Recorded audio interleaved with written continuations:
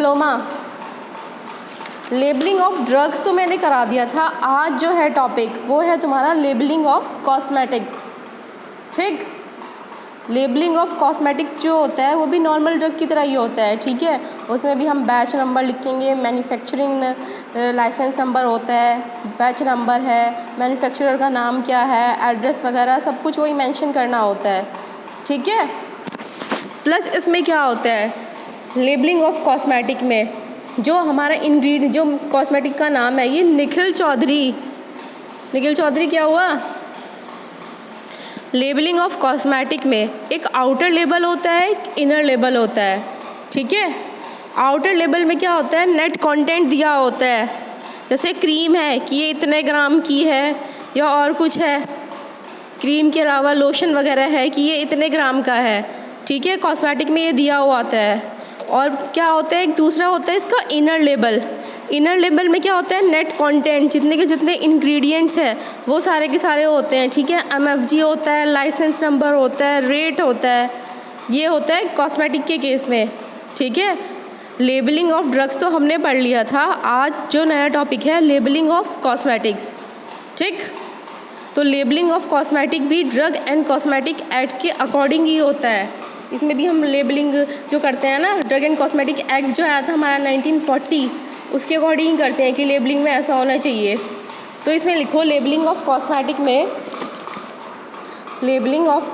में लिखो on both inner and outer label, on both inner and outer label of the cosmetic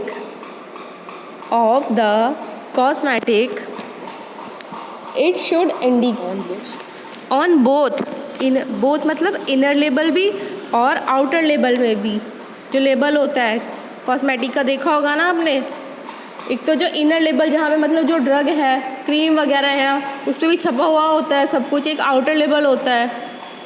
ठीक, on both inner and outer label, on both inner and outer label it should indicate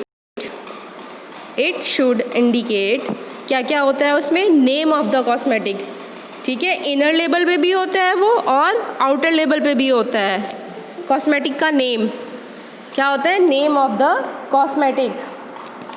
ठीक, दूसरा point है name and address of the manufacturer. ये outer label पे भी होता है और इनर लेबल पे भी होता है। Name and address of the manufacturer, जिसने ड्रग को बनाया है। ठीक है, और उसका एड्रेस इनर पे भी है और आउटर लेबल पे भी है। ठीक, अब second point, outer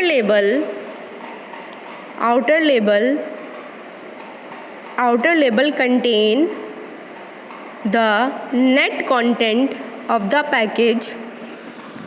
Outer label contain the net content of the package. Outer label contain the, voice Audible है आप लोगों को? डिप्लोमा वॉइस क्लियर आ रही है बच्चों? डिप्लोमा ठीक, यस मैम। ठीक है, पहला पॉइंट था ऑन बोथ। ठीक है बच्चों, फर्स्ट पॉइंट था on both inner and outer label it should indicate name of the cosmetic. ठीक है, इनर लेबल पे भी होता है नेम जो कॉस्मेटिक है हमारी, और आउटर लेबल पे भी होता है। और क्या चीज़ सेम होती है इसमें, name and address of the manufacturer का जो एड्रेस है वो भी इनर लेबल पे भी होता है और आउटर लेबल पे भी होता है। ठीक है, अब बारी आती है आउटर लेबल में और क्या क्या होता है। The outer label contain contain the net content of the package. Net content of the package मतलब कितना है, कितना हमारा कॉस्मेटिक है, उसका कंटेंट कितना है। ठीक है, ml में है, ग्राम में है, कितना है वो। ठीक। Net content of the package, ये आउटर लेबल पे लिखा रहता है कि इतने ग्राम है या इतने ml का है, DO वगैरह के केस में होता है, ठीक है। थर्ड पॉइंट है the inner label, the inner label, the inner label contain the proper direction. Inner label पे क्या होता है, इनर लेबल पे ये लिखा आता है कि हमें ऐसे ऐसे ही यूज़ करना है, ठीक है, इस तरह से हमें अप्लाई करना है। वार्निंग लिखी रहती है कि हमें ऐसे ये यूज़ नहीं करना है, ठीक है। कुछ स्पेशल डायरेक्शन लिखी होती है कि इस चीज़ के साथ हमें यूज़ करना है, ठीक है। और क्या होता है, इंग्रेडिएंट जो उसमें यूज़ हुए हैं, मिथाइल पैराबीन, कुछ भी जो यूज़ हुआ है, जो कॉस्मेटिक के इंग्रेडिएंट होते हैं, वो इनर लेबल पे लिखा रहता है, ठीक है, ठीक है डिप्लोमा। तो इसमें लिखो the inner label contain the inner label, inner label contain the proper direction, the inner label contain the proper direction, proper direction of use, proper direction of use, of use, comma warning, warning, warning भी लिखी रहती है, कैसे use करेंगे तो हमें ये भी कुछ हो सकता है, ठीक है। वार्निंग, कॉमा कॉशन, कॉशन भी लिखा रहता है, CAUTION, कॉशन, CAUTION, कॉशन। और द स्पेशल डायरेक्शन, और द स्पेशल डायरेक्शन, डायरेक्शन, और the special direction, special direction जो होती है, स्पेशल डायरेक्शन होती है कि इसे हम इस तरह से यूज़ करना है, ठीक है। Special direction, comma the name and content of the ingredients, name होता है इंग्रेडिएंट्स का, और कंटेंट कितने हैं, ये किस किस क्वांटिटी में है ये, ठीक है।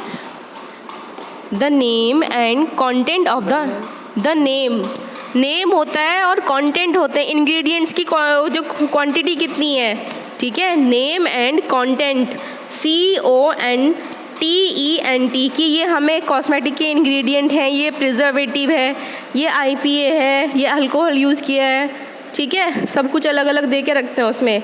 The name and content of the ingredients, full stop. दोबारा से रिपीट कर रही हूँ थर्ड पॉइंट को, दोबारा से रिपीट कर रही हूँ, मैं बोल रही हूँ the inner label of, the inner label contain the proper direction of use, comma warning, comma caution, or the special direction, ठीक है, comma the name and content of the ingredients, the name and content of the ingredients, ठीक, the name and content of the ingredients. Next point लिखो the label, अरे जो ingredients होते हैं, जो use होते हैं, एक्सीपिएंट होते हैं, जैसे टैबलेट वगैरह में हम एक्सीपिएंट डालते हैं, डाइल्यूटिंग एजेंट होता है, बाइंडिंग एजेंट होता है, ग्लाइडेंट्स होते हैं। तो कॉस्मेटिक में क्या क्या इंग्रेडिएंट्स पड़े हुए हैं, ठीक है, किस किस चीज़ से मिलकर बनी होती है कॉस्मेटिक, CONTENTENTS,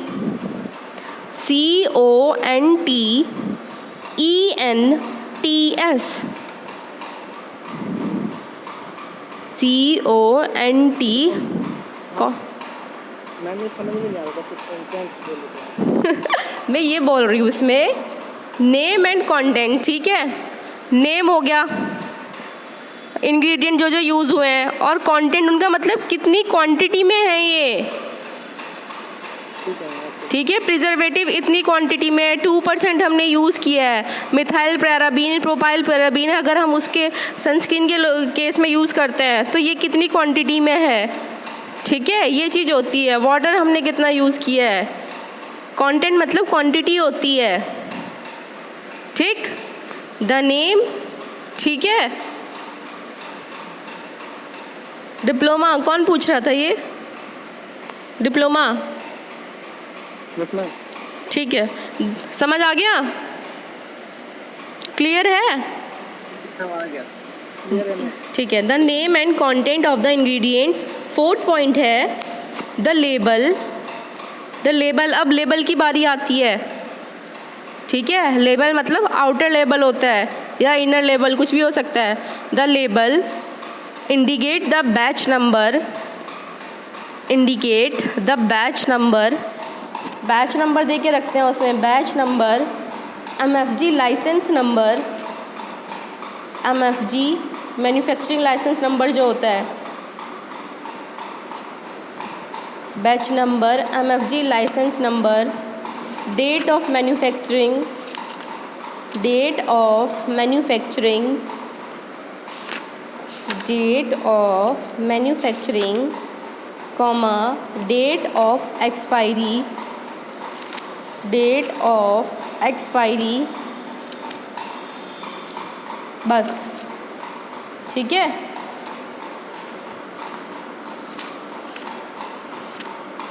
ये यहीं तक था। कॉस्मेटिक के लेबल के में ऐसा होता है, ठीक है।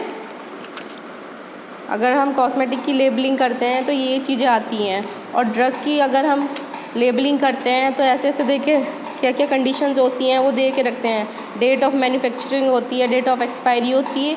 मैं केस बता रही हूँ ड्रग्स के बारे में, ठीक है। इंपोर्ट लाइसेंस नंबर होता है, और कुछ स्पेशल ड्रग्स होती हैं उनके में, जैसे शेड्यूल जी की जो ड्रग्स आती हैं उनमें लिखा रहता है द वर्ड कॉशन, कॉशन लिखा रहता है कि it is dangerous to take this preparation expect under medical supervision, ठीक है। मेडिकल सुपरविज़न के अकॉर्डिंग ही हमें ये मेडिसिन लेनी है। और शेड्यूल एच ड्रग्स में अलग वार्निंग लिखी रहती है कि हमें सेल करनी है या RMP के अकॉर्डिंग ही। RMP कौन होते हैं? रजिस्टर्ड मेडिकल प्रैक्टिशनर, ठीक है बच्चों। और शेड्यूल एक्स ड्रग्स में और सिंबल लिखा रहता है NRX, कि हमें जो ये नारकोटिक्स ड्रग्स हैं जो शेड्यूल ड्रग्स उसमें आती हैं एक्स में, ठीक है। और ये आज थी लेबलिंग ऑफ कॉस्मेटिक। यहाँ तक क्लियर है? और कुछ तो नहीं छूटा इसमें? और कुछ इसमें रह गया होगा फर्स्ट चैप्टर में तो देख लो। डिप्लोमा, डिप्लोमा यहाँ पैकेजिंग, पैकेजिंग इसमें बहुत कम क्वांटिटी में दे रखी है आपकी, देखो है ना कि पैकेजिंग में क्या क्या होता है। यहाँ तक क्लियर है? पहले ये बताओ डिप्लोमा।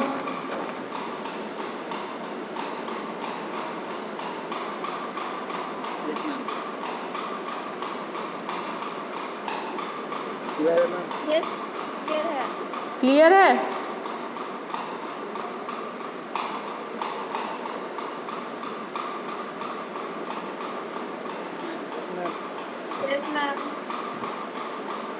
ठीक है। नेक्स्ट है labelling of hair dyes, labelling of hair dyes. Hair dyes जो हेयर की डाइज होती है ना, labelling of hair dyes, labelling of hair dyes. Hair dyes जो बालों पे कलर करते हैं ना हम, वो होती हैं hair dyes. The hair dyes containing coal tar, the hair dyes containing, hair dyes में कोल तार होता है, ठीक है। उसमें क्या करते हैं, और जब हम उनकी लेबलिंग करते हैं, ठीक है, तो उसमें हम मेंशन करते हैं कि कोल तार है ये वो हम आउटर लेबल पे भी मेंशन करते हैं और इनर लेबल पे भी हम मेंशन करते हैं, ठीक है। तो इसमें लिखो हेयर डाइज कंटेनिंग कोल तार शुड बी कंटेनिंग के बाद क्या है? कोल तार, COAL, कोल तार, कोल तार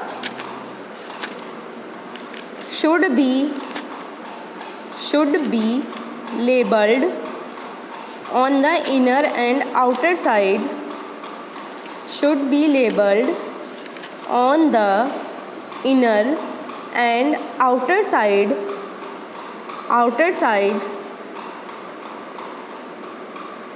outer side, ठीक है, कोल तार होता है। और क्या होता है, आपने देखा होगा कि इसमें जो हेयर डाइज वगैरह जो कॉस्मेटिक्स होती हैं, कुछ कॉस्मेटिक्स में ऐसे इंग्रेडिएंट होते हैं जो स्किन इरिटेशन, स्किन एलर्जी वगैरह कॉज करते हैं।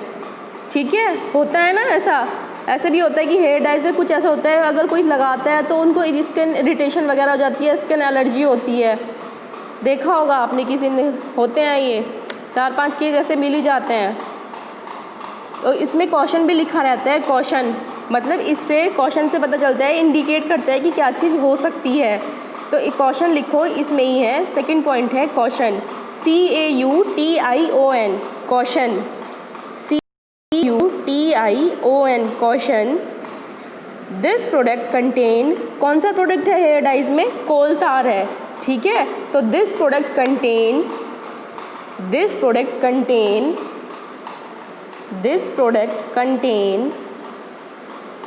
ingredient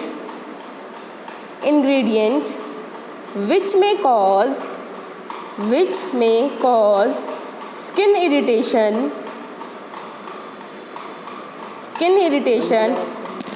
This product contain ingredient कि इस प्रोडक्ट में ऐसा इंग्रेडिएंट है जो हमें स्किन इरिटेशन या एलर्जी कॉज करेगा। ठीक है, दिस प्रोडक्ट कंटेन इंग्रेडिएंट विच में cause skin irritation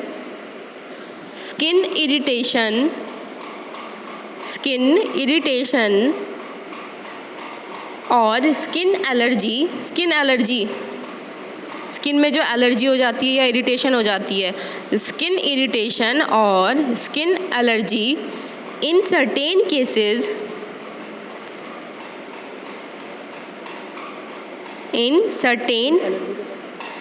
skin allergy in certain cases मतलब कुछ केसेस में स्किन इरिटेशन भी हो सकती है या स्किन एलर्जी भी हो सकती है। ठीक, तो क्या करते हैं, और इसमें ऐसे क्वेश्चन में ये भी लिखा रहता है कि हमें ना प्रीलिमिनरी टेस्ट करना चाहिए, मतलब यूज़ करने से पहले ना हमें उसे स्किन पे थोड़ी सी स्किन पे अप्लाई करके देखना चाहिए। अगर वो स्किन इरिटेशन या स्किन एलर्जी कॉज कर रहा है तो वो प्रोडक्ट हमें यूज़ नहीं करना चाहिए। ठीक है, ये लिखा रहता है उनमें, अगर आपने ध्यान